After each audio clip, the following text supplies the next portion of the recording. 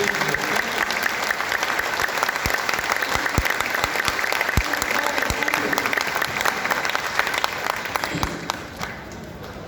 you so much. First of all, आप सबको good afternoon. Good afternoon. Good afternoon. हाँ, LIC में तो दम है। दिल तो दम दिख रहा सर। और पूरे LIC परिवार को मैं धन्यवाद देना चाहूँगी कि आप सब ने मुझे भी बुलाया है, क्योंकि मुझे पता है वहाँ पर बैठकर किसी को सुनना ये बहुत बड़ी बात होती है। और आप लोग युवा ज़्यादा से ज़्यादा मुझे युवा दिख रहे हैं, किसी को सुनना नहीं है नहीं युवा। तो आप लोग मुझे सुनेंगे मेरी भी सुनेंगे।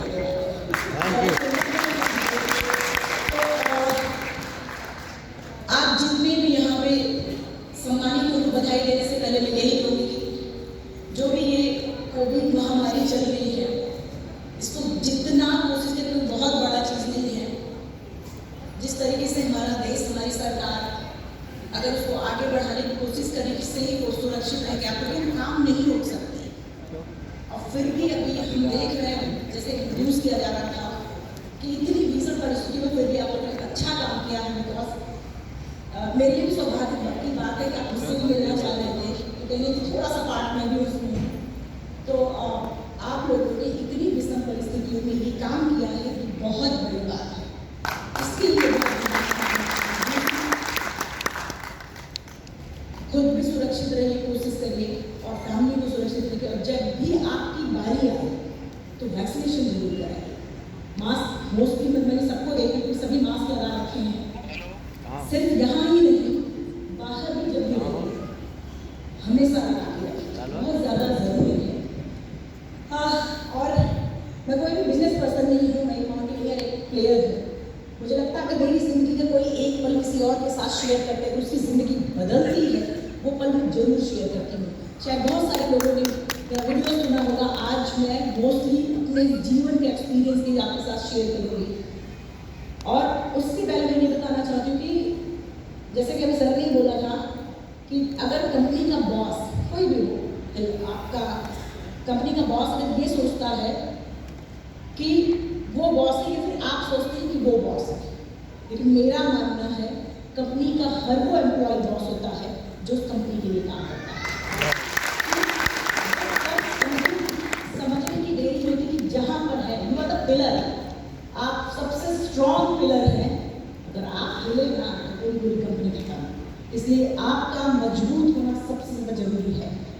और वो समझने की कैसे समझते हैं कि अगर आपको जो भी काम दिया गया है, आप कंपनी को रिप्रेजेंट करते हैं कस्टमर के आगे, तो जो भी आपका दायरा होता है उसमें बेस्ट करने की कोशिश करते हैं। और जब आप अपने दायरे में बेस्ट करते हैं तब आप लीडर होते हैं, कंपनी के बॉस होते हैं। ऐसा नहीं है कि सिर्फ वही, क्योंकि वो तो ऑफिस में बैठा है, आप मार्केट करते हैं तो आप बॉस होते हैं। और मैं अगर मेरी स्टोरी की बात बताऊँ अगर, तो शायद आप लोग बहुत लोग जानते भी होंगे, लेकिन फिर भी आज मैं वही बताऊँगी कि 2011 में मुझे चलते थे ऐसे कुछ बदमाशों ने एक सोने की चेन के लिए बाहर फेंक दिया था। मेरे गले में गोल्ड चेन थी, कुछ लोगों ने लूटपाट शुरू किया, ट्रेन किया गया। 4-5 लोग थे। जब मैंने विरोध किया, उन्होंने चलती ट्रेन से मुझे उठाकर बाहर फेंक दिया था। दुर्भाग्य ये था उसी समय दूसरी ट्रैक से ट्रेन आ रही थी, पिंग पॉन्ग होकर मैं टकराई। मुझे भी अंदाजा नहीं था कि इतना भीषण एक्सीडेंट होने वाला है। दोनों ट्रेनें निकल गई। मैंने हाथ रख के उठने की कोशिश की कि मैं उठ के खड़ी हो जाऊँ, लेकिन मैं खड़ी नहीं हो पा रही थी। लेकिन फिर भी मेरा माइंड कॉन्शियस, मेरा दिमाग काम कर रहा था, मैं देख पा रही थी। जब मुझे लगा मैं खड़ी क्यों नहीं हो पा रही, मैंने इसे पैर को मतलब अपनी थाई को उठा करके देखा है तो मेरा पैर कट के जीन्स में हैंग हो रहा था। और मेरे दूसरे पैर की हड्डियाँ, तो जो मेरा राइट लेग है, राइट लेग की हड्डियाँ मेरे जीन्स के बाहर आ गई थी, जगह जगह से बाहर आ गई थी। तो मुझे लगा कि शायद अब मैं नहीं चल सकती। उस पेन को एक्सप्लेन कर पाना शायद मेरे लिए बहुत मुश्किल होगा। ऐसे नीचे पेट के बल मैं लेट गई हूँ। छोटे छोटे पत्थर होते हैं ट्रैक पे, आपने देखे होंगे। उन पत्थरों को ऐसे हाथों में ले करके अब पूरी रात मैं उसी ट्रैक पे इस उम्मीद के साथ में थी कि शायद कोई मुझे बचा ले। सुबह हुआ, गाँव वालों ने मुझे देखा, वहाँ के डिस्ट्रिक्ट हॉस्पिटल उठा के ले जाकर मुझे एडमिट किया। बरेली डिस्ट्रिक्ट हॉस्पिटल था, वहाँ के CMS फार्मासिस्ट डॉक्टर आपस में बातें कर रहे थे, हमारे पास एनेस्थीसिया नहीं है, ब्लड नहीं है, ऑक्सीजन इसका इलाज शुरू करें तो कहाँ से शुरू करें। जो भी उनके पास प्राइमरी ट्रीटमेंट था उन्होंने मुझे दिया है और मेरा पैर बिना एनेस्थीसिया काट दिया गया था। बहुत कम सुनने को मिलता है फार्मासिस्ट या फिर डॉक्टर अपना ब्लड देके किसी पेशेंट को दे बचाए। उन्होंने मुझे अपना जो भी यूनिट उनके पास था उन्होंने मुझे दिया है, मेरा पैर काट दिया गया था। मीडिया का बहुत सपोर्ट था, मीडिया ने मुझे जब नेशनल प्लेयर है, 7 टाइम में वॉलीबॉल नेशनल प्लेयर थी, king George medical college Lucknow लाया गया, फिर वहाँ से एम्स ट्रॉमा सेंटर। अभी तक मेरी ज़िंदगी में ये स्ट्रगल मोस्टली लोगों के साथ ऐसा होता है, दुर्घटनाएं होती हैं और फिर ज़िंदगी फिर दूसरी तरीके से चलती है क्योंकि रुकती नहीं ज़िंदगी। लेकिन मेरी ज़िंदगी का असली स्ट्रगल जानते हैं, एम्स से शुरू हुआ। मैं एम्स में थी, जब पहुँच गई थी स्पोर्ट मिनिस्टर को लेके गए, एडमिट कराया, ट्रॉमा में मैं एडमिट थी। बट जब 20 से 25 दिन बाद बुलेटिन जारी किया डॉक्टरों ने कि हाँ अरुणिमा ठीक है, बातचीत कर सकती है, तो बातचीत तो नहीं था, बस इतना था कि हाँ मुझे हो क्या रहा बाहर मुझे देखना था। आप यकीन नहीं मानेंगे, जब मैंने पेपर का फ्रंट पेज देखा था तभी मैं खुश थी पेपर का देख के कि उसमें मेरी ही फ़ोटो थी, पट्टियाँ वट्टियाँ लगी, फ़ोटो खींची थी तो अच्छी भी लग रही थी, मैं भी थोड़ा खुश थी कि पेपर में फ़ोटोज़ था, बड़े बड़े फ़ोटोज़ थे। लेकिन जब उसका कंटेंट मैंने पढ़ा तो उसमें लिखा था कि अरुणिमा के पास टिकट नहीं था, टीके आने पर अरुणिमा ट्रेन से उतरी। क्या नहीं वैसे इतना ही है। जब नेक्स्ट डे पेपर पढ़ा, जब अगले दिन मैंने पढ़ा है तो उसमें था अरुणिमा सुसाइड के लिए गई थी। कैन यू इमेजिन, जिस इंसान का शरीर का एक अंग कट चुका हो, पूरी जिंदगी का पता नहीं व्हील चेयर बैसाखी या बेड से उठ भी पाएगी कि नहीं। मेरे स्पाइन में 3 फ्रैक्चर था, मैं बेड से उठ नहीं सकती थी, बिल्कुल ऐसा मोशन वगैरह सब कुछ पॉट में होता था। और जिस बच्चे में मैटर ये नहीं करता कि वो मेल है फीमेल है, मैटर सिर्फ ये करता है वो एक इंसान है, शरीर का एक अंग उसका कट चुका है, पूरी जिंदगी का पता नहीं, व्हील चेयर है बैसाखी, ये शायद वो बेड से उठ भी पाएगा कि नहीं, जिसने अपनी ज़िंदगी में सारे काम खुद किए हों और अचानक बेड पे आ जाए, उसकी मनोदशा क्या होगी, उसके परिवार की मनोदशा क्या होगी, ये सिर्फ आप एक अंदाज़ा लगा सकते हैं। क्योंकि मैं भी मध्यम वर्गीय फैमिली हूँ, आप सिर्फ अंदाज़ा लगा सकते उसके परिवार की और उसकी दशा क्या होगी। हॉस्पिटल की बेड से नहीं सोचती क्यों बचाया मुझे ऊपर वाले ने, ठीक है ये चल रहा था दिमाग में। लेकिन उसी पेपर के लास्ट पेजेस में कुछ माउंटेन के बारे में दिया था, मैंने वो पढ़ा है और मैंने बोला क्या मुझे मौजूदगी करनी है, वहीं से मेरी ज़िंदगी कैसे चेंज होती है। और वहाँ से मैंने अभी जब लीग से हटकर, शायद हमारी फीमेल जितनी भी हमारे इतना फीमेल लीडर जो यहाँ पे हैं मोस्टली इनके साथ जरूर होता होगा, मेल के साथ थोड़ा कम, लेकिन फीमेल के साथ जब आप ऐसे प्रोफेशन में जब आते हैं, लीग से हटकर जब आप गोल बनाते हैं, तो लोग क्या करते हैं अपने बराबर खींच के लाके खड़ा करते हैं, कहते हैं ये पागल है, सीधा बोलते हैं तो ये पागल है, इसके पास कोई और काम नहीं है, ये बोलते हैं। मैंने जब माउंटेनिंग के बारे में सोचा है और ये सोचा कि मुझे माउंटेनिंग करना है, तो लोगों ने अप्रिशिएट करने की बजाय लोगों ने ये कहा कि मैं ये पागलपन है। यकीन मानिए जब मैं ट्रेनिंग में थी या हॉस्पिटल में थी, जब लोग मुझे पागल और सनकी बोलते थे, मुझे बहुत गुस्सा और इरिटेशन आता था। लेकिन आज की डेट में जब लोग मुझे मेरे गोल के प्रति पागल बोलते, मुझे खुशी होती। क्यों? क्योंकि मुझे पागल करता जिस दिन आपके गोल के प्रति, हम जितनी भी हमारी फीमेल्स अगर ऐसे स्ट्रगल से गुजर रही, उनकी कहूँगी कि जिस दिन आपके गोल के प्रति लोग आपको पागल बोलना शुरू कर दें, उसी दिन आप समझ लीजिए आपका गोल आपके बहुत करीब है, कोई रोक नहीं सकता। ये मेरी कोई किताब की बातें नहीं है, मेरा खुद का एक पल का एक्सपीरियंस है। मैं किसी की स्टोरी बुक्स पढ़ के नहीं सुना रही हूँ, मेरा खुद का एक्सपीरियंस है, एक पल का एक्सपीरियंस है। और आपको ये भी बता दूँ, जब आप ऐसे स्टेज पे आकर सम्मानित होते हैं, वही लोग आपको कहेंगे अरे तुम में तो वो बात थी, मैं जानता था पहले से, वही लोग आपको कहते हैं। तो कभी भी किसी के टीका टिप्पणी से घबराने की जरूरत नहीं है, अपने काम पे फोकस करिए और करते रहिए। खैर, मैं जब अभी कहने और करने में बहुत फर्क होता है, ऐसे बोलना किसी को बहुत फर्क होता है। जब मैंने मेरे पास सही जगह कहाँ मैं हिट करूँ मेरे पास था ही नहीं, पता ही नहीं था मुझे। विछेंद्री मैम का मुझे नंबर निकालना, स्पॉन्सरशिप देकर करीब 50 से 60 लाख रुपए एवरेस्ट के लिए लगते हैं, आदमी के लिए बहुत बड़ी बात होती है। एक साथ तो स्टार्टिंग में मैंने देखे ही नहीं थे, एक साथ 50 से 60 लाख रुपए बहुत बड़ी बात थी मेरे लिए। खैर मैंने जब, लेकिन आप अगर सच्चा ईमानदार है और सही रास्ते पे, आप सही रास्ते पे चल रहे हो, गोल सही है आपका, तो सब कुछ पूरा होता है। मैंने जब चलना शुरू किया मशीनरी मैम से भी मिल लिया और मुझे पूरा स्पॉन्सर भी मिला। लेकिन जब मैं ट्रेनिंग में गई हूँ, हर सभी लोग वहाँ मुझे बोलते थे अरे माँ ये पागल है। मैं अपनी बॉडी का वेट अपने पैरों पे नहीं ले सकती थी, तो करीब 30 से 35 kg का वेट मैं अपने बैक पे यानी कि पीठ में कैसे उठाती, नहीं उठा सकती थी। मेरे राइट लेग की हड्डियाँ जुड़ी नहीं थी बिल्कुल भी।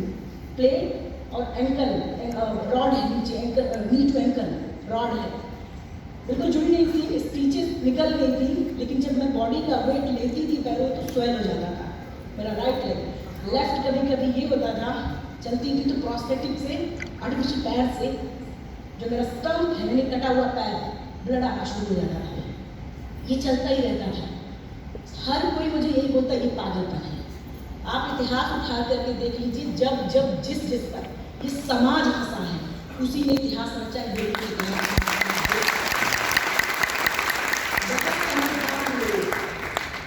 बुरा नहीं मानिएगा जो बहुत समझदार हैं, यकीन मानिए जो बहुत समझदार होते हैं ना, हम जैसे पागलपन या आप जैसे पागलपन के बारे में पढ़ते हैं।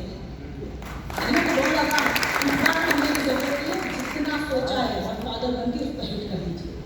कह मैं जब माउंटेन में पहुंची हूँ, बछेंद्री मैम से पहले मिली तो बछेंद्री मैम ने जब देखा कि पैरों से ब्लड निकल रही है, उन्होंने भी यही कहा कि मेरे कंधे पे ऐसे हाथ रखा, बोला रिमा तूने अपने अंदर का एड्रेस पता कर लिया तो सिर्फ लोगों के लिए है।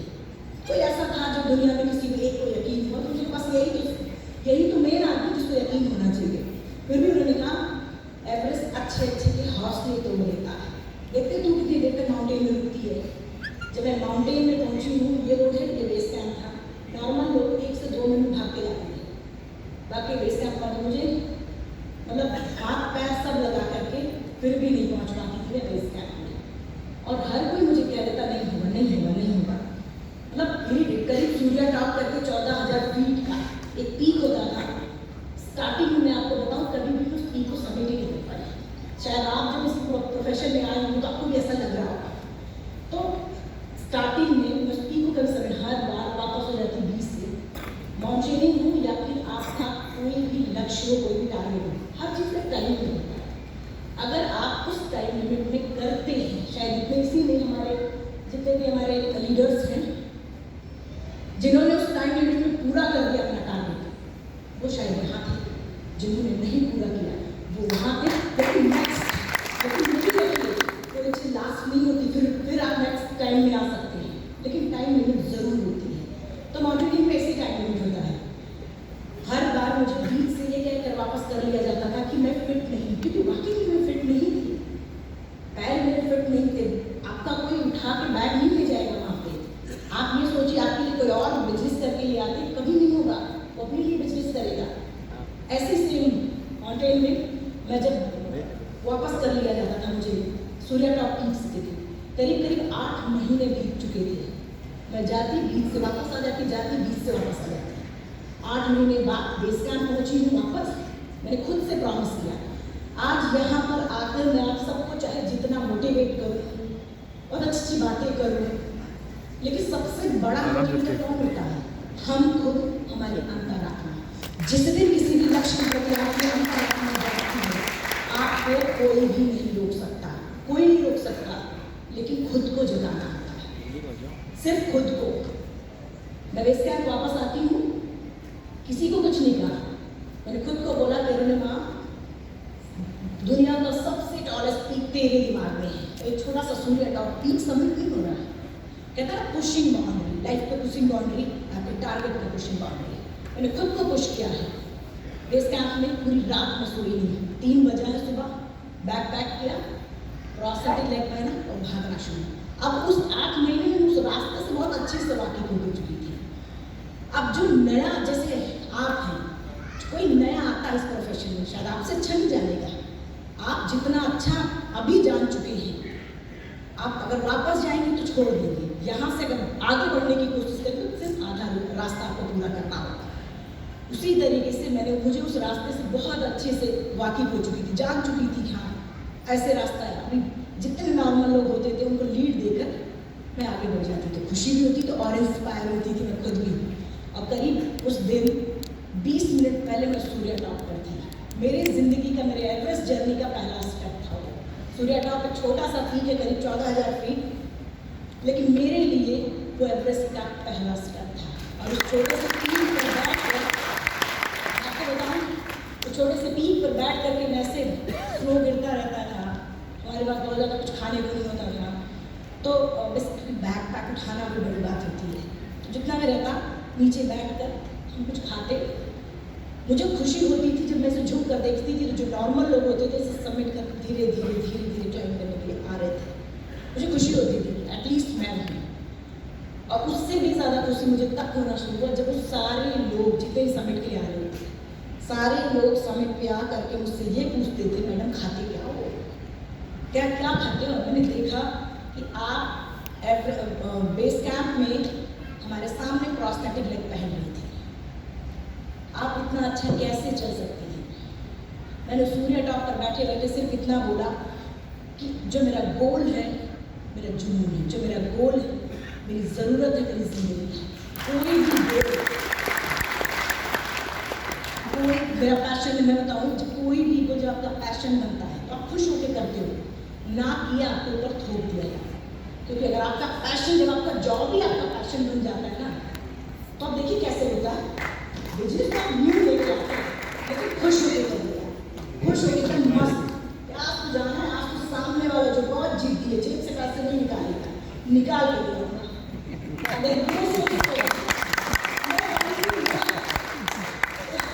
निश्चित। और एक चीज़ और मैं आगे बढ़ने से एक चीज़ और बताऊँ, अच्छा एडवाइजर, अच्छा बिजनेसमैन, एज ए लीडर आपकी तरह अगर कोई वो होना चाहिए, इस तरीके से होना चाहिए कि जब कोई कस्टमर आपको दूर से देख ले, क्या हो कि मांग भेजोगे, ये तो कहेगा कोई बिजनेस करा, कोई पॉलिसी करा लो, मतलब आपको देख के रास्ता बदल दे, तब समझिए आपकी डस्ट है।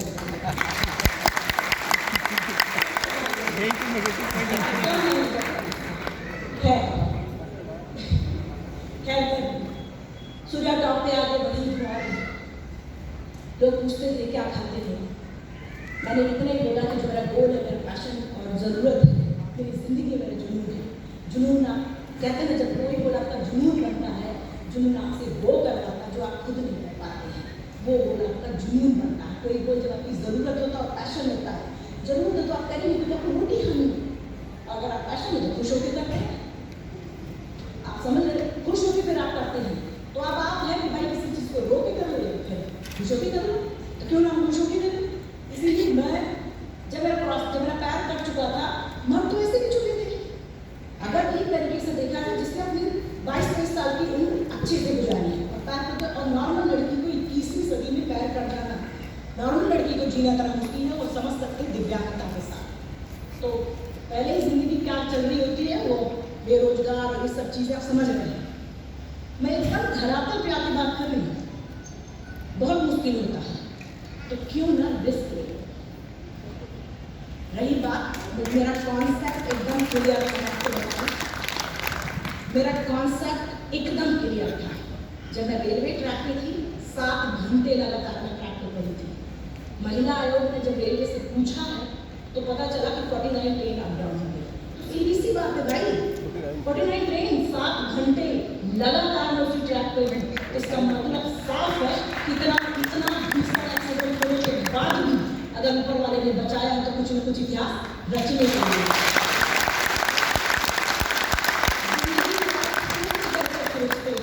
जिंदगी को जरा से ट्विस्ट करते हैं तो पूरी जिंदगी बदल जाती है।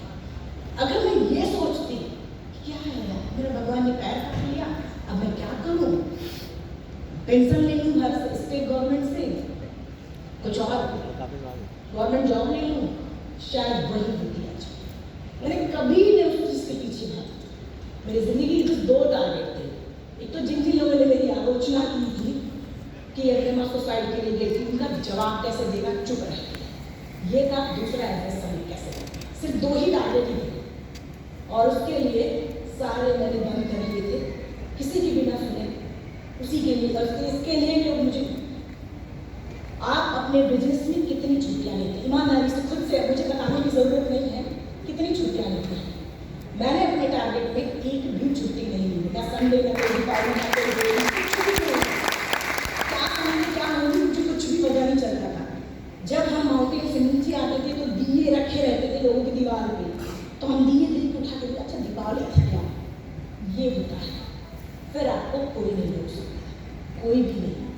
खैर फाइनली मैं लद्दाख की कई पीक समिट किए, नेपाल में मुझे पूरा स्पॉन्सरशिप मिला और एवरेस्ट के लिए मैं फिट थी। मेरी जर्नी में सबसे ज़्यादा प्रॉब्लम ये था लोगों को समझाना।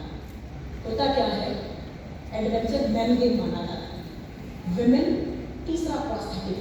तो लोग पहले ही मुझे देखते कहते हैं इसका तो एक पैर है ही, दूसरा पैर रॉड है, माइनस टेम्परेचर में क्रैक हो जाएगा, नहीं हो सकता। बड़ा समझाना मुश्किल होता था, लेकिन बछेंद्री मैम मुझे सी ऑफ करने के लिए गई थी नेपाल काठमांडू, मुझे सी ऑफ करने के लिए गई थी। तो जब भी किसी बड़े पीक पे जाते हैं तो लोकल गाइड को देते हैं, शेरपा उसको बोलते हैं, गाइड को शेरपा बोलते हैं वहाँ पे। तो शेरपा मेरे एक पैर को देखा, बोला ये नहीं जा सकती। बछेंद्री मैम ने कहा नहीं है, बछेंद्री मैम कब समझाते हैं मुझे। हाँ, तो बछेंद्री मैम ने कहा जाएगी, प्रॉपर ट्रेनिंग दिया, उसने सीखा, एक एक चीज़ वो जानती है। इंडिया से 6 लोग थे, बाकी एरिया तक सबसे बेस्ट, सबसे आगे में चले, मतलब रातों रात कहाँ निकल के कुछ पता नहीं, रात में दिखता ही नहीं बिल्कुल, और मैं निकल गई आगे। जब आप अपने अचीवमेंट के बहुत करीब होते हैं, शायद आपके साथ भी यही होता है, जब टारगेट में 2-4 पॉलिसी या फिर 10 पॉलिसी रह जाती है, स्ट्रगल बढ़ जाता है, जल्दी में मिलता ही नहीं है, होता है ना। तो मैं अपने माउंटेन का है कि मैं अपने एकदम करीब हूँ और ऐसे स्लोप शुरू हो गया। मतलब जितनी चीज़ें अभी ईमानदारी से बताइएगा, जो हमारे भाई बहन यहाँ पर स्टेज में जो सम्मानित हुए हैं या फिर जो नहीं भी हैं, आप बताइएगा कि जब, क्योंकि ये खूबसूरत चीज़ है कि आप सम्मानित हो गए, बहुत अच्छी चीज़ है, यहाँ तक पहुँचने के लिए कितनी स्ट्रगल है, बहुत की हो गया है और उतना ही कठिन था। सेम एवरेस्ट में कि जितना वो सुंदर दिखता है उतना वो कठिन होता चला जाता है। ये जिंदगी का नियम ही है, जितना सुंदर अचीवमेंट दिखता है उतना ही कठिन होता चला जाता है। स्लोप पे मैं पैर रखती, मेरा पैर स्लिप हो जाता है, ऐसे पैर रखती मैं पैर स्लिप हो जाता है, क्योंकि मेरे आर्टिफिशियल पैर का ग्रिप नहीं बन रहा था। अब शेरपा ने कहा बिना तू हट, नहीं तो तेरी वजह से कि बाकी 5 के समिट नहीं होंगे। अभी वो लीडर था, मुझे ऐसे किनारे किया है और बाकी समझाने शुरू किए। अब मैंने उससे पहले ही कहा था पुशिंग बाउंड्री, खुद को पुश करना। कभी कभी पल वो आते हैं, शायद अभी यहाँ कोई कस्टमर आपको बहुत सारे ऐसे क्वेश्चन पूछ लेता होगा, तो जब आप खुद नहीं जानते तो अपने सीनियर को फोन करते हैं, होता होगा शायद आपके साथ, सीनियर को फोन करके इनको समझाइए। लेकिन कभी कभी पल ऐसे जिंदगी में आके कोई और नहीं पता समझाने वाला, आपको खुद डिसीजन लेना है, खुद हिट करना है कि खुद उसको कैसे। बिजनेसमैन किसको कहते हैं? उसको कहते हैं कि जो सबसे हटकर अलग करके बिजनेस करते हैं। आइडियाज, क्या आप एक अलग आइडिया से उसको बिजनेस करके उसकी जेब से पैसे निकाल के आपने उसी के लिए फायदे की बात करते हैं, यही है। मैं आगे नहीं बढ़ पा रही थी, शेरपा ने मुझे किनारे लिया, मैं खुद बैठी ऐसे नीचे बैठ गई थी, क्रॉस नहीं कर पा रही थी स्लोप को ऐसे। अगर वीडियो तो बात में जरूर दिखाइएगा, तो बिल्कुल क्रॉस नहीं कर पा रही थी। तो शेरपा ने कहा कि रघुआ तुम जरूर, बाकी कोई वापस लेके तुम हो जाएगा। मैंने खुद को बोला, खुद को पुश किया, उस स्लोप को। कहते हैं ना कि आदमी जब अपना दिल जिगर किडनी लीवर सब लगा देता है, मैंने उस स्लोप पर बैठे बैठे अपना दिल जिगर किडनी लीवर सब लगाया है। और जैसे मैं बचपन में खेली थी उसी तरीके से उस स्लोप को क्रॉस किया है और तब तक उनके पास पहुँची। मैं जितने भी हमारे मेंबर हमारे साथी थे उनके तक पहुँची हूँ। अभी और कठिन शुरू हो गया, जैसे इसके पास जाते हैं और कठिन आइस वॉल है, इस पे क्लाइंब करनी है। आपने स्पाइस शू देखा होगा जिसे रनिंग करते हैं बच्चे, स्पाइस शू छोटे छोटे कांटे होते हैं उसमें, क्रैम्पन सेम ऐसे होता है लेकिन बड़े बड़े कांटे होते हैं। टो पे ऐसे बड़े कांटे, मतलब जूते के आगे ऐसे बड़ी बड़ी नोक निकली रहती है और बूट के नीचे बड़ी बड़ी नोक होती है, जो आइस में ऐसे घुस जाता है। अब उसी पे हम बॉडी का वेट लेके खड़े हो जाते हैं। मैं जब अपने राइट से ऐसे हिट करूँ बॉल पे, ऐसे हिट करते हैं, लोग घुसती है, उसी पे बॉडी का वेट लेके हम खड़े होते हैं। मैं जब अपने राइट से हिट करूँ, राइट मेरा रॉड वेट की वजह से पूरा स्वेल होकर ब्लू हो जाता था। लेफ्ट से हिट करूँ, लेफ्ट मेरा जो टो था, टो हील पे आता था, हील मेरा टो पे आता था। क्या ये बेसिक? आज हम ना माउंटेन में हैं, आराम से बहुत अच्छे होटल्स में हैं, अच्छा ऑक्सीजन है, अच्छे से बातें करें दूसरे से। यहाँ इस वॉल पे आपका पैर टो हील पे आ जाए, हील टो पे आ जाए, क्या करेंगे आप? दिमाग में सिर्फ इतनी बात आती कि सब कुछ ठीक है, पहले मुझे नहीं था, इतना दिमाग में आता कि जिंदगी मौत सामने दिखती है, कोई बचा नहीं सकता। मौत हो सकता है कि आप अपने बिजनेस में यहाँ जब कोई गलती कर दे तो शायद सॉरी बोल दे सामने वाले को, लेकिन माउंटेन में सॉरी बोलने का चांस नहीं। वो माउंटेन आपको सॉरी बोलेगा, सॉरी मेरा पैर टो हील पे आ गया था, हील मेरा टो पे आ गया था, शेरपा मेरे सामने खड़ा और उससे बोल रहा है करके ना, तेरा पैर तो घूम गया है, क्योंकि मेरा पैर घूम जा रहा है, मुझे पैर घूम जाता है ऐसे घूम गया। शेरपा बोला तेरे पैर तो घूम के चलेगी कैसे? हम माउंटेनियर्स को सिखाया जाता है ट्रेनिंग में ही, इतना बड़ा इक्विपमेंट एक होता है कैराबिन, जो 50 पूरा करीब 50 ग्राम का होता है और पूरा का पूरा ट्रक उठा सकता है। उसी तरीके से हमें सिखाया जाता है कि अपनी ट्रेनिंग, अपनी इक्विपमेंट्स और खुद पर, और सबसे ज़्यादा ऊपर वाला पे भरोसा रखो, जीत हमेशा आपकी होगी।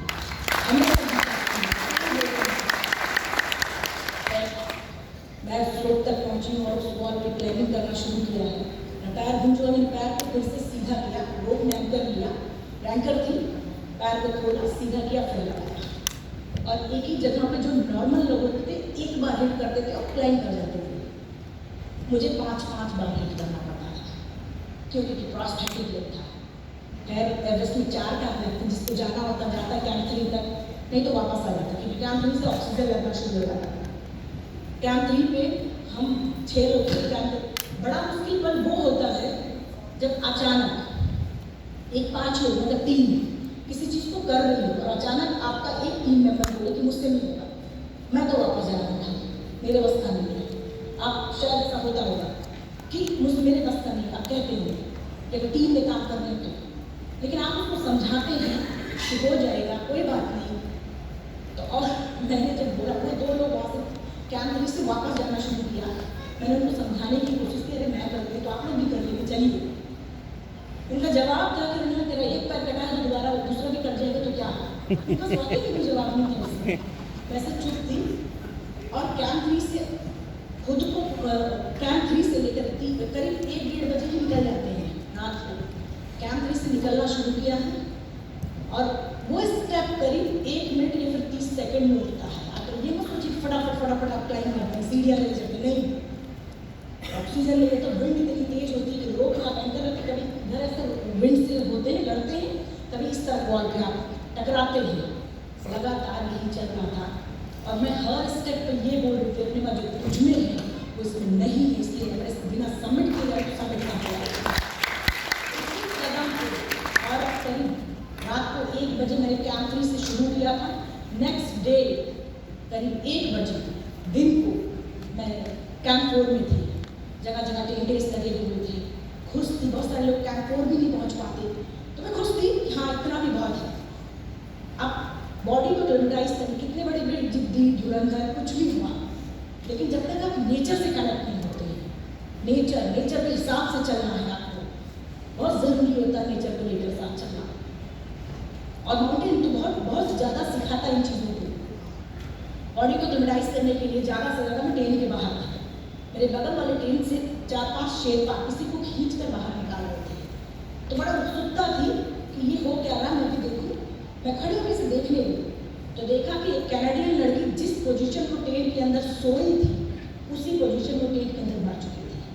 मेरे सामने ऐसे डेड बॉडी थी। अगर आप ये सोच रहे हैं मुझे डर नहीं लगा तो ऐसा बिल्कुल मुझे बहुत डर लगा था। इतना ही नहीं, कोई मेन समिट से सबमिट करके आया था, आते ही टेंट के अंदर सो गया था, उसके फेफड़े में पानी गया था और वो भी मर चुका था। मेरे सामने 2 डेड बॉडी थी।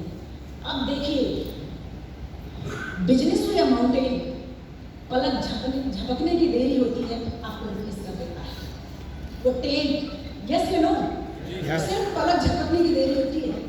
मतलब अगर आप ये सोचें, अभी वो टेंट जो था वो टेंट किसी और को चाहिए था।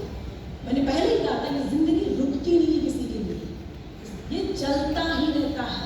यही सृष्टि का नियम है, यही सृष्टि का। वो टेंट किसी और नीचे से लोग आ रहे थे, वो टेंट चाहिए था इसलिए डेड बॉडी बाहर निकल गई, क्योंकि वो खत्म। अगर आप नहीं कर सकते, आपको छोड़ देगा जिंदगी। और बहुत सारे लोग हैं अभी जैसे ये, और इसी में मैं ऐड करूँ आपको, ज़िगज़ैग आपने देखा होगा, चाहे शेयर मार्केट मार्केट का हो या फिर ईसीजी का, दोनों जिग-जैग काम करता है। जब आप यहाँ होते हैं शेयर मार्केट में यहाँ होते हैं, नीचे तो घबराते हैं कि आप यहाँ हैं, लेकिन जब आप यहाँ होते हैं तो आप खुश होते हैं। लेकिन अगर आप यहाँ रहकर अगर आपने काम नहीं किया तो मेरा दावा है कि आपको 10 पलक झपकते हुए नीचे आ जाएंगे। क्योंकि जितनी देर में आप सेलिब्रेट करते हैं, जितनी देर में आप रहकर यहाँ सेलिब्रेट करते हैं, उतनी ही देर में कोई आपके पीछे काम कर रहा होता है और वो पहुँचता है और आपको रिप्लेस करता है। बहुत ज़्यादा टाइम नहीं लगता रिप्लेस करने। खैर कैंप फ्लोर में सामने डेड बॉडीज रखी हुई थी, बहुत चिंतित थी कि मतलब कैसे, लेकिन जब शेर पास लोग आपस में बातें कर रहे थे कि क्यों वो मरे। माउंटेन में आपका बिजनेस में कई बार हो रही चीज़ें, फिर मैं बताऊँ हर चीज़ का एक डिसिप्लिन और रूल्स होता है। माउंटेन का अपना डिसिप्लिन होता है, अपना रूल होता है। अगर आप हो सकता है बाई चांस किसी चीज़ के अचीवर बन जाए, जस्ट टेम्परेरी अचीवर होते हैं, अगर रूल्स और डिसिप्लिन को लेकर नहीं चलते हैं तो आप टेम्परेरी अचीवर शायद बने। लेकिन जब आप उस बिजनेस पे उस माउंटेन्स के रूल्स और डिसिप्लिन को लेकर के चलते हैं तो आप परमानेंट अचीवर बन रहे हैं। आप यहाँ हैं तो आपको कोई क्वेश्चन मार्क बना देगा ना, क्वेश्चन मार्क नहीं बना पाएगा। फिर आप हो तो हो, कोई क्वेश्चन मार्क नहीं बनेगा। अब जब शेर पास की उन्होंने क्या क्या गलतियाँ की थी नीचे से ऊपर तक फ्लोर तक आते आते जिसके कारण उनकी मृत्यु हुई थी, मुझे ये बात समझ में आ गई थी कि वो गलतियाँ मुझे नहीं करनी है जो उन्होंने किया है, नहीं तो शायद थोड़ी देर बाद मेरी भी यही दशा है। ये कैंप फ्लोर है, ये मेरी समिट है, यहाँ से यहाँ की जो दूरी है करीब 3500 फीट, 3500 की दूरी है ये, और इसका नाम है डेथ जोन। मतलब इसका नाम ही पड़ चुका है डेथ जोन, ज़्यादा से ज़्यादा मौतें यहीं पर होती है। मैं शेरपा जी यहाँ से चलना शुरू किए हैं, अभी जो मेरे ग्रुप के बाकी लोग थे किसी को यकीन नहीं था मेरा सबमिट कर पाएगा, तो सब जा चुके थे, सबने छोड़ दिया था मुझे। मैं अपना शेरपा कैंपोर से मेन समिट के लिए निकलना शुरू किए, जो मेन टॉप है निकलना शुरू किए हैं। मतलब एक हेडलाइट लगाते हैं वैसे सिर पे और आगे चलते हैं। जब तक सनलाइट थी तब तक ठीक था, जैसे ही डार्क लाइट ऐसे अंधेरा सा हो गया पूरा, मतलब जिधर ही मेरा सिर जा रहा था उधर ही डेड बॉडीज नजर आ रही थी। तो ऐसे 99 की डेड बॉडीज आज भी एवरेस्ट पे है। इतना ही नहीं, 10-10 लाख का इक्विपमेंट्स उसकी बॉडी पे है, वो मर चुका है। अगर आप ये सोचे कहते ना कि बहुत पैसा कमा लिया, बहुत सब कुछ कर लिया, सब कुछ यही छोड़ दिया। ये भी मेरा मोटिव सिखाता कैसे है। और मुझे इतनी डर लग रही थी कि अभी एक ही रोड में कई लोग चलते हैं, इतना ही नहीं, वहाँ पर करीब 4 से 5 मीटर की दूरी पे एक बांग्लादेशी उनका हाथ हिल रहा है और मुँह से आवाज़ आ रही है। मेरी हेडलाइट उनके ऊपर है और उनकी हुड था, वो हुड होता है जैकेट के ऐसा टोपी टाइप का कुछ होता है, तो वो स्नो के छोटे छोटे पार्ट गिर रहे थे, हुड भर रहा था, फेस पूरा फ्रॉस्ट बाइट का सेकेंड स्टेज यानी कि ब्लू हो चुका था पूरा फेस, आंखें खुली थी और हाथ ऐसे से हिल रहा था। और उसी रोड में जिस रोड, अब मुझे मैं कैसे क्रॉस करूँ उनको, जब तक मैं वो 5 मीटर क्रॉस करके उनके तक पहुँची हूँ स्टेप लेके, उनकी बॉडी एकदम शांत हो चुकी थी, मूवमेंट एकदम खत्म, मैं ब्लैंक थी एकदम कि करूँ क्या। कहते हैं ना डिसीजन लेना, मैं डिसीजन नहीं ले पा रही थी कि मुझे करना क्या है। शेरपा मेरे पीछे, मुझे बोल रहा था वापस चले, मेरे सेफ्टी रोप कमर से बंधी हुई थी, मैंने खोला है और खोल के उस बांग्लादेशी डेड बॉडी के आगे लगाया और उस डेड बॉडी को लांघते हुए मैंने सिर्फ इतना बोला था कि इन सब में से यहाँ पर जितने लोग हैं, इन सब में से अगर सभी ने एवरेस्ट सबमिट कर लिया तब तो ठीक है, अगर नहीं सबमिट किया है मैं सबके लिए एवरेस्ट सबमिट करके जिंदा पहुँचा।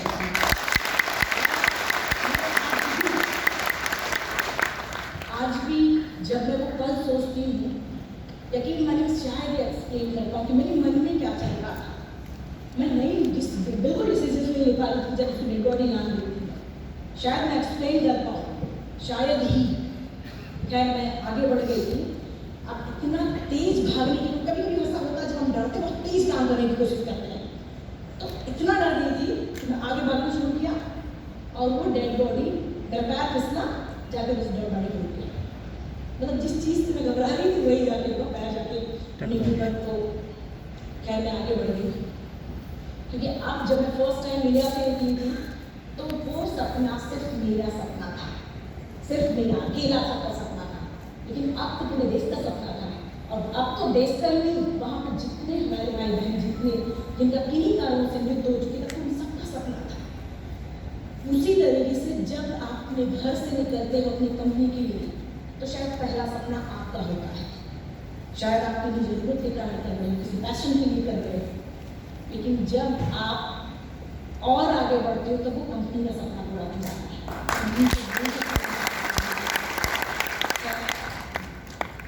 मैं आगे बढ़ना शुरू किया और हिलेरी स्टेप शायद पढ़े होंगे कि आपको बिल्कुल पता होगा, रॉकी एरिया है। जैसे दरारें हो जाती मिट्टी में क्रैक हो जाता है, उसी तरीके से रॉक में भी क्रैक दरार बढ़ जाती है तो क्रैक को उसमें फंस जाता तो पूरा टाइम निकल जाता था। मतलब एक गलती की तो बिना पासपोर्ट वीजा चाइना जाएंगे, कोई ज़रूरत नहीं पड़ेगी पासपोर्ट वीज़ा की। दूसरी गलती की अगर आपने तो सीधा कैंपटो, वहाँ से कैंपटो दिखता है तो मतलब बिल्कुल चांसेस नहीं होते हैं। एक बार में एक आदमी क्रॉस होता है पूरी आपने शायद आप अपने सिटी में हैं तो आप ट्रैफिक जाम सुने होंगे, लेकिन एवरेस्ट पे भी ट्रैफिक जाम हो जाता है उस एरिया में हिलेरी स्टेप पे। मैं हिलेरी स्टेप पे पहुँची, साउथ समिट हिलेरी स्टेप पे। कैसे ज़िंदगी कैसे चैलेंज देती है हम आपको बताना चाह रहे हैं कि हिलेरी स्टेप पे हूँ, समिट जस्ट मेरे सामने है, मतलब सामने दिख रहा है, दूर जहाँ है सामने। और कोई भी बोले आपसे करने माँ वापस चल जिंदगी की दोबारा ट्राई करने बना दुनिया भर की चीज़ें कर रहा हो आपसे, तो आपको कैसा लगता है? शायद आप मेरी जगह पे होती तो आपको कैसा लगता है? यही लगता है ना सबसे बड़ा दुश्मन तो मेरा यही जो नहीं चाहता कि मैं एवरेस्ट सबमिट करूँ। शेरपा मुझे बोल रहा है माँ वापस चल जिंदगी में ही दोबारा ट्राई कर, मतलब ऐसे पूरा ऐसे बाँच की तरह उसकी तरफ झपटे। क्यों भाई सामने एवरेस्ट है, आप कह रहे हैं वापस चले जाओ। कह रहा है तुम्हारा ऑक्सीजन खत्म हो रहा है। उस सामने दिख जरूर रहा, अच्छा सनलाइट है, पीक दिख रहा है। कुछ लोग नॉर्थ साइड से आते हैं, चाइना साइड से आकर के लोग अपना अपना फ्लैग लगा रहे थे। अब मेरे मन में तो आ रहा कि मैं दौड़ के पहुंच जाऊँ, लेकिन अफसोस कि आप माउंटेन में दौड़ नहीं सकते, धीरे धीरे जाना होता है।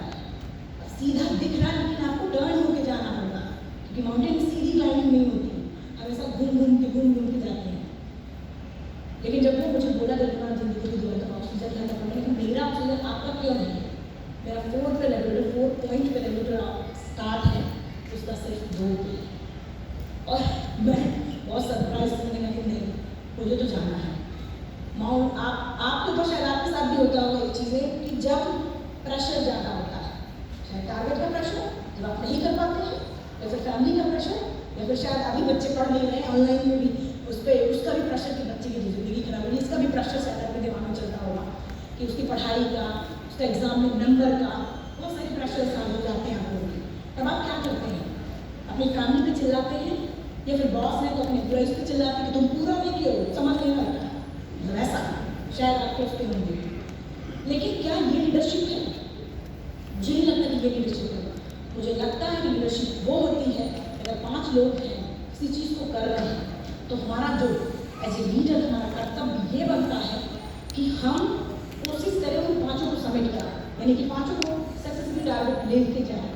अगर नहीं कर पाते किन्हीं कारणों से तो खुद उस एक्सपेडिशन को, जो भी एक्सपेडिशन आपने लिया है, उस एक्सपेडिशन को खुद सबमिट करें और उस पर्टिकुलर एक कंपनी या फिर पर्टिकुलर उस माउंटेन का एक्सपेडिशन सक्सेसफुल करें, जिससे वो नीचे आकर ये ना कहता है कि किसी ने मतलब गोल होना चाहिए, चाहे कोई एक ही करता है तो होना चाहिए। मैं जब उस पर थी और फाइनली नहीं हो पा रहा था, शेरपा मुझे बार बोल रहा था कि नहीं होगा, नहीं वापस चले ऑक्सीजन खत्म हो जाएगा। मैंने शेरपा से, मुझे भी इरिटेशन गुस्सा आ रहा था क्योंकि ऑक्सीजन एकदम खत्म है, कभी भी खत्म हो सकता है। मैंने बोला कि ठीक है, तू जाना चाहता तो जा, नहीं जाना चाहता मत जा, मेरे पास इतना ऑक्सीजन है कि मैं अपने देश का तिरंगा लगाऊँ, रिकॉर्ड इंडिया के लिए।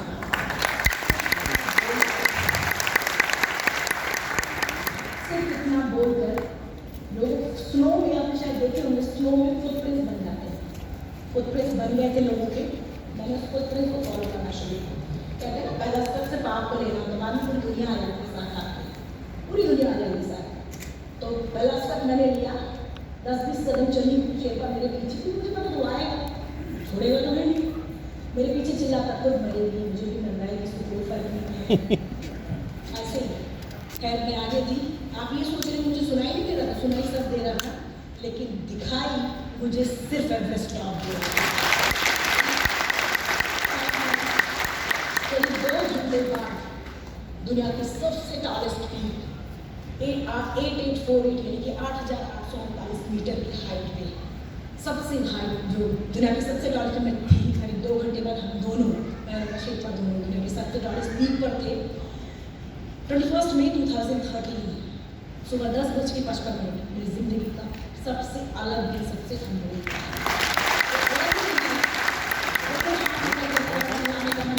इतनी जोर से चिल्लाऊं, इतनी जोर से चिल्लाऊं कि मैं सबको बता दूं कि आज मैं टॉप ऑफ द वर्ल्ड हूं। उन लोगों को पता है कि महिला जो काम किया फेल हुए, दोबारा ट्राई करते हैं, दोबारा किन्हीं कारणों से ट्राई नहीं करते। मैं उनको बताना चाहती थी, मैंने अपना ऑक्सीजन मास्क ऐसे नीचे किया है और चिल्लाने की कोशिश की। शेरपा कह रहा है तुझे पता है ना, माउंटेन में चिल्लाया नहीं जाता। उनके तुम नहीं समझे, रुक जा। मतलब आप समझ सकते हो फीलिंग्स भी कुछ और होती है, तू नहीं समझे तो रुक जा।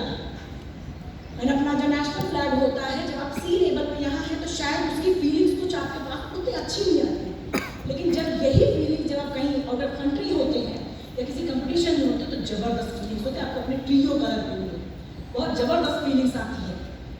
नॉर्थ साइड से लोग फ्लैग लगा रहे हैं चाइना, तो मुझे तो बस समझ सकते हैं, मेरे मन में आ रहा है, मैं खड़ी हूँ, खड़े होकर अपने ट्रियो कलर के अपने तिरंगे को सबसे ऊपर करती हूँ।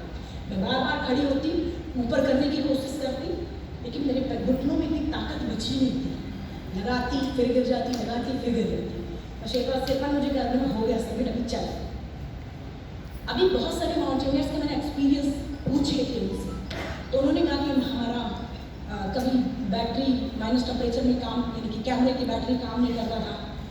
आप शायद हंसेंगे, मैंने वो बल समेटने के लिए करीब 3-4 पेयर डिस्पोजल कैमरा और नॉर्मल कैमरा मैं अपने डाउन सूट में अपने बॉडी से टच करके लेके गई थी, क्योंकि बॉडी जब आप चलते हैं तो गर्म रहता है। टच करके लेके क्यों? क्योंकि मुझे उस टॉप ऑफ द वर्ल्ड की फोटोज चाहिए थी। मैंने जब कैमराज निकालना शुरू किया अपने कमीज जेब से तो कह रहा हो अब मुझे समझ में आया, शेरपा कह रहा हो मुझे अब समझ आया, तू चल क्यों नहीं रही, तू धीरे धीरे क्यों चलता रहा, 1 किलो का वेट तो यही कैमरा। तो मैंने कहा हाँ प्लीज़, मैं इसीलिए लाई हूँ। वो अच्छा था कि मेरा पहला कैमरा काम कर रहा था, मुझे और ज़रूरत ही नहीं पड़ी। उसने मैंने कहा प्लीज़ फोटोज निकाल दो। अब वो इतनी गुस्से में है, कह रहा 8848 मीटर की है तो तुम फोटो निकालने की सोच रही हो, और कभी भी ऑक्सीजन खत्म हो सकता है। मैं प्लीज़ रिक्वेस्ट करती हूँ, मैंने उसको प्लीज़ फोटोज निकाल लो। फोटो तो उसने निकाल ली। बात तो तब हमारी बिगड़ गई थी उसकी, बहुत ज़्यादा बिगड़ गई जब मैंने उसको वीडियो बनाने को बोला। उसके हाथ में कैमरा था, नीचे पटक दिया उस सुनो ने, बोला तू मार, मैं था। अभी उसने भी मेरे बारे में पढ़ रखा था, क्या कह रहा था कि कैसे जिंदगी चलती है। कह रहा है कि अब मुझे समझ में आया, तो डॉक्टर पे आई, सच में तेरा मरने का ही प्लानिंग है। मैंने कहा ऐसा कुछ नहीं है। फिर हाथ पकड़ा, उसको खींचा और फिर कैमरा उठाया, वीडियो मूड किया और पकड़ाया। मैंने बोला कि ये वीडियो बनाओ। शायद आप भी सोच रहे होंगे क्या अरुणिमा ये लीडरशिप में कितनी जान रही है, जब तुम्हें पता है तुम्हारा ऑक्सीजन खत्म हो रहा है तो वीडियो बनाने की क्यों, शायद आप सोच रहे हैं। लेकिन पता वो वीडियो मैंने बनाया है। हम माउंटेनियर जब भी किसी गोल को लेते हैं, यानी कि किसी पीक को लेते हैं, तो सबसे पहले उस पीक के बारे में जानने की कोशिश करते हैं। जितना उसके बारे में जानते हैं उतना आसान हो जाता है उस बंदे की जेब से पैसे निकालना। समझ सकते कितना आसान हो जाता है, कितना आसान हो जाता है। खैर उस पीक को जितना हम समझते हैं, जानते हैं कि कैसे किन माउंटेनियर्स ने क्या गलती की थी, उसका वेदर कैसा, सब कुछ जानने की कोशिश करते हैं। और जितना जानते हैं उतना आसान हो जाता है हमारे लिए सबमिट करने में। मुझे पता था एवरेस्ट के बारे में, मैंने पढ़ रखा था, लोगों से पूछा था, मुझे पता था जितना ऑक्सीजन मेरे पास है उतने ऑक्सीजन में वापस मैं कैंप 4 नहीं पहुँच सकती। चाहे मैं पीक में रहूँ या कैंप 4 जाने की कोशिश करूँ, दोनों शर्तों में मरना तय है। इस बात को मेरे दिमाग में, शेरपा के दिमाग में दोनों को एक्सेप्ट कर लिया था, शायद जिंदा हो गया। इसलिए मैंने वो वीडियो बनाया, शेरपा को मैंने वीडियो बना। अगर मैं जिंदा नहीं जाती वो वीडियो मुझे भारत पहुंचा देना, पूरे यूथ तक चला जाए। और इस वीडियो से इतना ही होगा कि आज ऐसी हालात होने के बाद भी अगर मैं टॉप ऑफ द वर्ल्ड पे आ सकती तो आप क्यों नहीं? जरूरत सिर्फ सोच, गोल और फोकस, इतना फोकस ऊपर वाला भी दे नहीं देना चाहिए। 2011 अप्रैल को मेरा एक्सीडेंट हुआ था। आज 21 मई 2013 पे मैं दुनिया की सबसे टॉप स्पीकर हूँ। कैसे लोगों को लगता है कि अरुणिमा ने अपने इस गोल को, अपने इस मिशन को अपने पैरों से क्लाइम किया, जबकि सच ये था जो मेरा गोल था, जो मेरा मिशन था, मैंने अपने पैरों से क्लाइम ही नहीं किया था। जो मेरा मिशन था, जो मेरा गोल था, मैंने अपने दिल और दिमाग से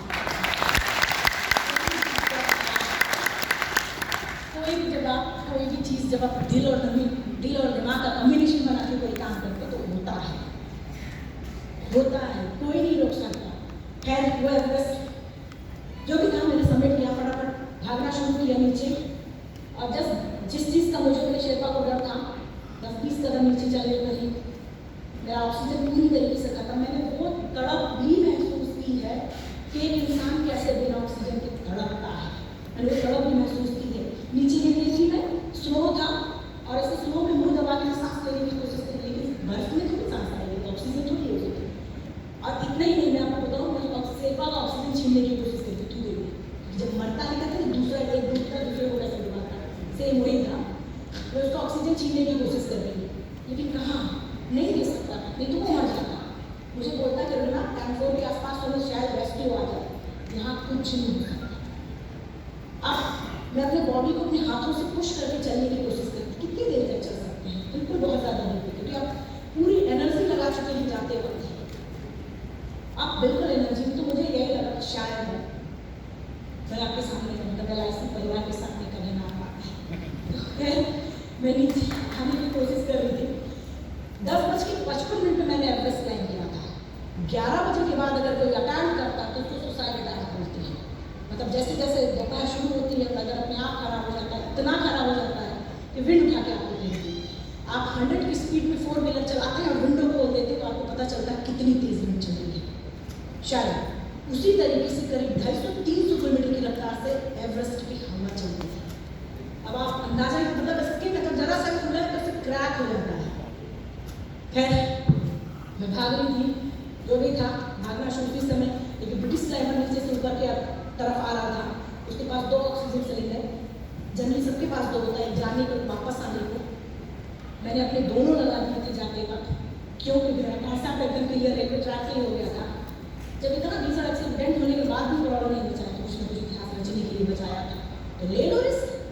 तो मैंने बस इसलिए रिस्क लिया था खुद। और उसी समय ब्रिटिशर ने जब फेंका है ऑक्सीजन यूज किया हुआ, मेरे शेरपा जो मेरी लाइफ में से इम्पोर्टेंट थिंग में से एक नीचे उतरा, 2-4 कदम हाथों से वेट किया, लेके आया, मुझे लगाया, खड़ा किया, मुझे स्लो से मुझे खड़ा उड़ा किया। पानी में जो था नहीं कुछ, लेकिन खड़ा किया। और जब ऑक्सीजन अंदर जाता है तो आपका दिमाग चलना शुरू होता है, और जब दिमाग चलता है, दिमाग तो बहुत कुछ काम करते हैं। तो वो मुझे बार बार बोल रहा है कि अरुणिमा तो बहुत लकी है, भगवान ने चाहता है तुझे करे।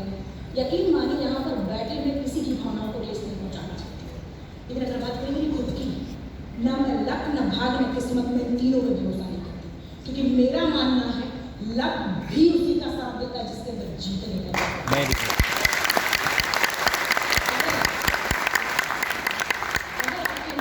का जज्बा है।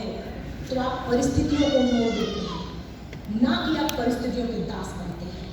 परिस्थितियां तो थी मेरी कि व्हील चेयर पे आ गए थे और 20 भाई लोग घर में मेरे दाल रोटी आराम से लोग खिला लेते, परिवार अच्छा था कि दाल रोटी आराम से खिला लेता। लेकिन क्या कभी LIC मुझे यहाँ बुलाता? इतनी प्यारी ऑडियंस के सामने कभी मैं बात कर पाती? परिस्थितियों के दास बनने की जरूरत है, परिस्थितियों को अपनी दास बनाइए, जो भी था। अब अगर आप मानते हैं लक भाग्य को, जो भी था जैसा जिसको एक्सेप्ट करना हो करे। मुझे ऑक्सीजन मिला है, नीचे भागना शुरू की। अभी मेरा मानना यही था कि भाई जब ऊपर वाली की लिस्ट में मेरा नाम नहीं है तो ले लो रिस्क, वो मुझे ले ही नहीं जा सकता, तो ले लो रिस्क, लेना है, तो उसकी लिस्ट में मेरा नाम नहीं है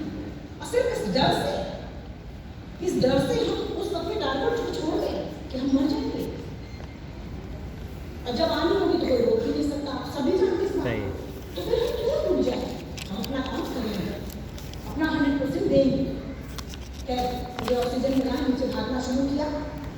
अब मैं चुप थी वहाँ पे इसलिए क्योंकि मेरा शेरपा बहुत गुस्से में था। अगर मैं उसको कुछ बोलती तो थप्पड़ मुझे खींची मारता, क्योंकि टॉप पे मैंने उसकी बात नहीं मारी थी जल्दी जाए। और दूसरा ये था मुझे ज़्यादा ताकत नहीं है, लेकिन फिर भी भागना शुरू किया नीचे। उधर मैं मेरा शेरपा करीब 20-25 मीटर मुझसे आगे है और बस ऐसे इशारे करता कि हाँ चल हाँ। मैं बड़ा भाग रही हूँ। एवरेस्ट से ज़्यादा मोटे नीचे आगे शायद मैं आपको बताऊँ कि जब आप अचीव करते हैं तब ऐसे ऐसा करके आपको फीलिंग्स आती है। बहुत सारे आपको शायद ये कहावत कि बहुत सारे लोग अचीवमेंट को पहचान नहीं पाते, ऐसा वाला सच है ये। जब आप अचीव करते हैं तो आपके साथ दो चीज़ें आती हैं, कॉन्फिडेंस और कॉन्फिडेंस, दोनों। जैसे एक माइनर गैप होता है, एवरेस्ट में भी सेम वही है। जब आप अचीव करके नीचे आने लगते हैं, आप पूरी एनर्जी तो लगा चुके होते हैं, समझ में आते वक्त आपके पास बहुत कम एनर्जी होती है, बहुत कम ऑक्सीजन होता है। आप बार बार उठते हो लेकिन आपका ऑक्सीजन चल रहा होता है। जैसा कि मैंने पहले ही बोला था आपको स्टार्टिंग में शायद, कि जब आप अचीवमेंट को सेलिब्रेट कर रहे होते हो उसी दौरान कोई और आपका ही साथी काम कर रहा होता है जो आपको पलक झपकते रिप्लेस कर देता है। सेम उसी तरीके से जब हम अचीव करके नीचे आना शुरू करते हैं तो रिलैक्स होते हैं, यार अब तो सबमिट हो गया है, अब तो पहुँच ही जाएंगे कैफे। हम बैठते हैं, हमारा ऑक्सीजन चलता रहता है, विंड तेज होना शुरू होती है, वेदर खराब होना शुरू हो जाता है, अंधेरा होता है, फिर खत्म। हम मैं घर नीचे आ रही थी और ऐसे बहुत सारे ऐसे माउंटेनियर्स थे, पता नहीं वो पानी पी पाए कि नहीं, एक हाथ में ढक्कन थर्मस था, एक हाथ में ऐसे बॉटल था और ऐसे बैठे ही रह गए, फ्रीज हो चुके थे। मेरा काम था, हमारा इको एक्सपेडिशन था, मेरा काम था, मैं बहुत ज़्यादा सामान तो नहीं खा सकती थी लेकिन मेरा जगाने का काम था कि अगर कोई बैठ गया तो उसको उठा लो, उनको जगाओ और लेके जाओ। मेरा काम इतना ही था। मैं लेके उनको जब मैंने से हिलाया कंधे तो लटकते हुए नीचे गिर गए, नीचे थी, फिर भागा। वाइट चादर पर रेड पैचेज हो जाते हैं, यानी कि रेड पैचेस यानी कि वॉमिटिंग आती है लोगों की, ब्लड की वॉमिटिंग आ जाती है। बहुत सारे ऐसे माउंटेनियर अपना कैरेक्टर जिससे वो अपने आप को रोक के रखते हैं, एंकर करके रखते हैं, वो कैरेक्टर ही छोड़ देते हैं।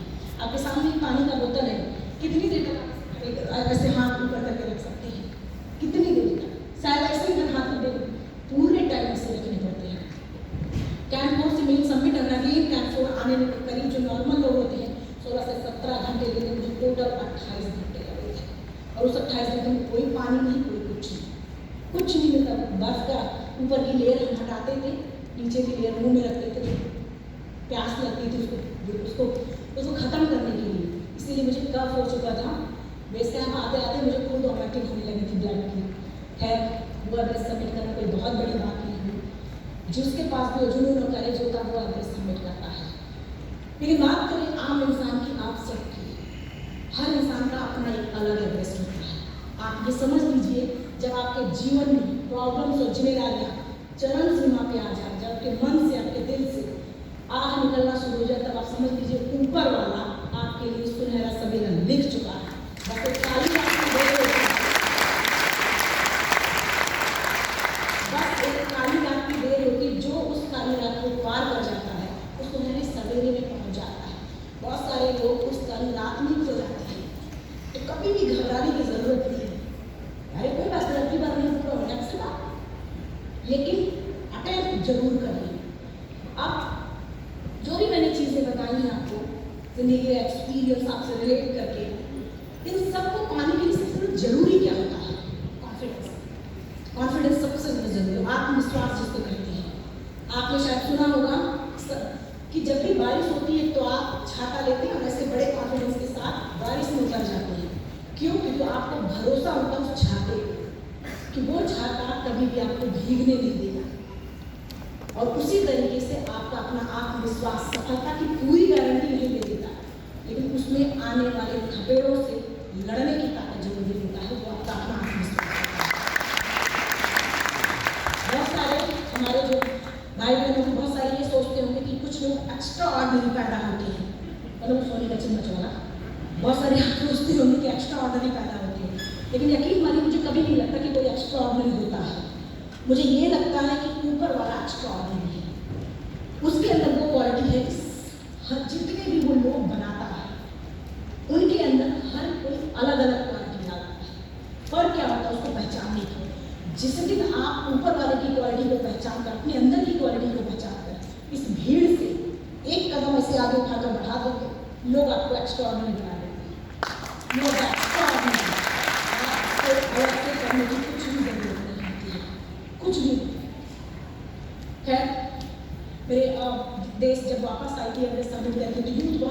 जुड़ रहा था। इंडिया की IIM बड़ी नहीं, लेकिन जस्ट मेरे लिए भी बहुत बड़ी बात थी कि इंडिया के IIM लगातार मुझे बुला रहे थे, तो बहुत वो सपना मेरा पूरा हुआ।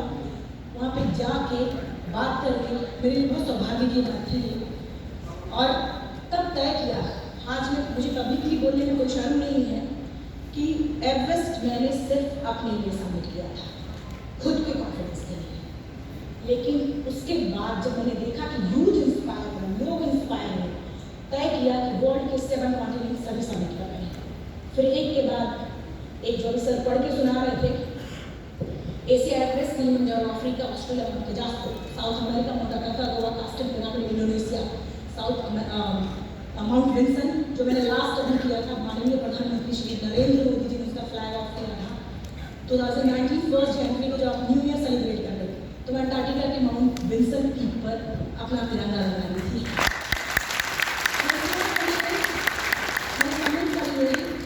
लेकिन अभी भी मैं रुकी नहीं हूँ, क्योंकि मैं यहाँ नहीं बताऊंगी, जब अपने आप लोगों तक पहुँचेगा तभी शायद आप बस इंतजार करिए। और आज इस हॉल से मैं आप सबसे एक प्रॉमिस चाहती हूँ कि आप अपने क्षेत्र में, यानी कि अपना एवरेस्ट क्लाइंब करिए, और मैंने जो नया टारगेट किया है वो क्लाइंब करती हूँ। फिर शायद फिर शायद सर हम दोनों अपने अपने एवरेस्ट को क्लाइंब करके फिर से एक समिट को मिलेंगे।